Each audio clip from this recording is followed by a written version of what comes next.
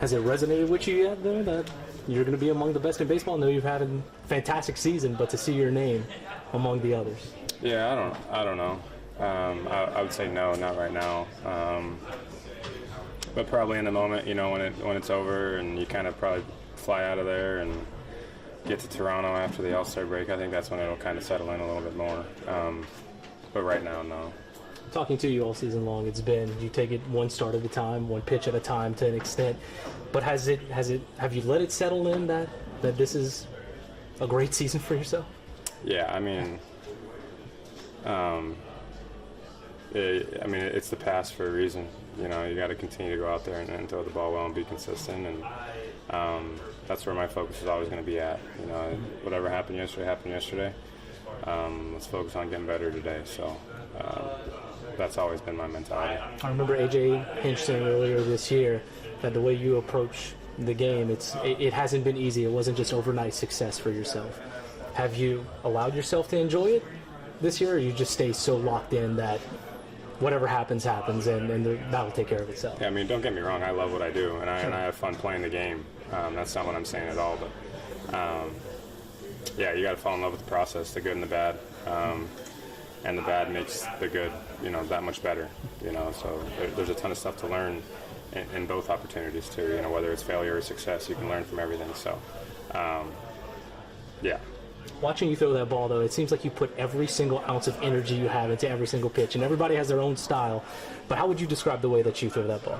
Yeah, I'm going to empty the tank. I'm not going to hold anything back. When I'm done, when my day's done, I want to be exhausted, and I want to make sure that I gave it everything I had, because I don't get to do it for another 4 days. So, yeah, I don't want to get beat early in the game. I'm going to give you everything I've got with every pitch, and then whatever happens, I can live with that. You stay calm, cool, and collected, it seems like, in the clubhouse, but whenever you get out on that diamond, I know your teammates have described it all year long, and just the fiery passion that you play with, and so many guys say that whenever you're out there, that rubs off on them. How does that make you feel as a leader? Yeah, I just love to compete. I think that's what makes the game so much fun, is going out there and actually getting to do your job. As I said before, I don't get to play every day. So when I go out there, I'm going to compete as much as I can, and then, you can live with anything that happens after that. So, but that's what makes the game fun. That's why you put in the work in between starts, is to go out there and do that. So what does that work look like in between starts for you? Yeah. The stuff that people don't see. Yeah, that's a long question that could probably take a while to answer, but there's just preparation and work and routine that goes into it. So that'll be my short answer for that.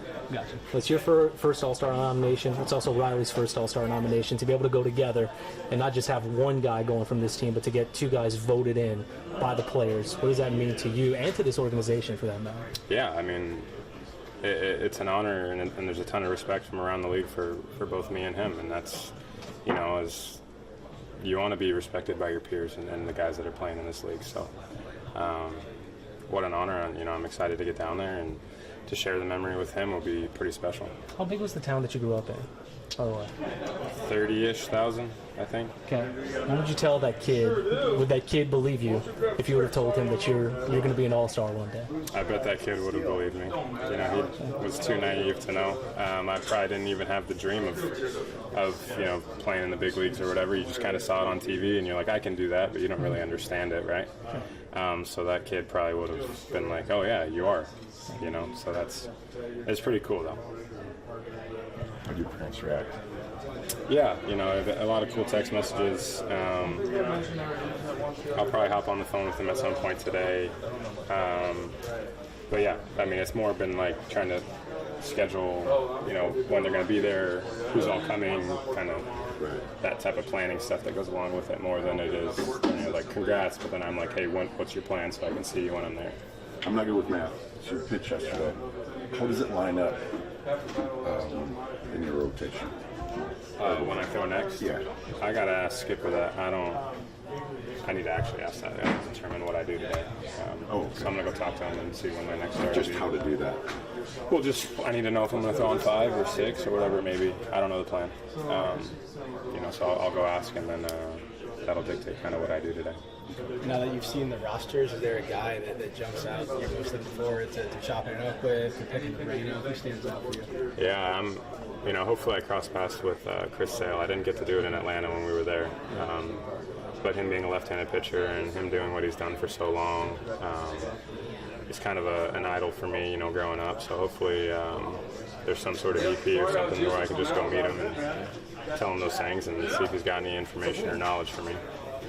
Riley just said if he had to get a hit off you, he would sit slider and hope that you put it in the zone. If you were to get him out, how would you go about getting Riley Green out in a one-on-one confrontation? Wait, this is setting up Lakeland next year. Yeah, this is good. He was automatic. I'd have to look at the hot zones and stuff, cold zones and all that, the scouting report on him. I don't know the scouting report to how to get him out, but probably sinkers in off, sliders away, changes below the zone. That's probably the best bet to get him out, and hopefully you throw it where you want to. Yeah.